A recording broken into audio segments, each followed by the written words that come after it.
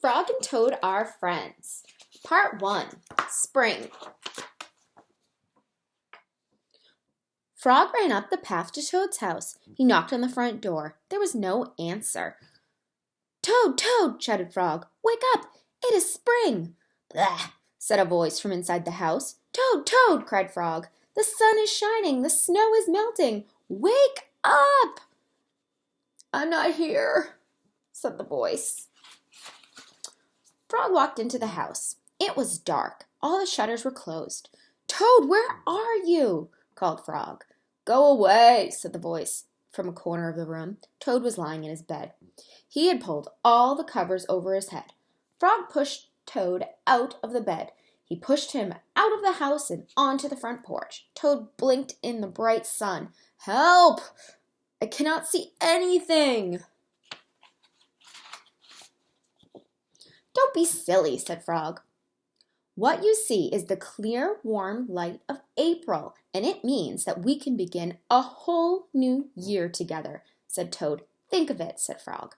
"We will skip through the meadows and run through the woods and swim in the river. In the evenings, we will sit right here on this front porch and count the stars." "You can count them, Frog," said Toad. "I will be too tired. I am going back to bed." Toad went back into the house. He got into the bed and pulled the covers over his head again. "But Toad," cried Frog, "you will miss all the fun." "Listen, Frog," said Toad. "How long have I been asleep?" "You've been asleep since November," said Frog. "Well then," said Toad, "a little more sleep will not hurt me. Come back again and wake me up at about 1/2 May. Good night, Frog." "But Toad," said Frog, "I will be lonely until then." Toad did not answer. He had fallen asleep. Frog looked at Toad's calendar. The November page was still on top.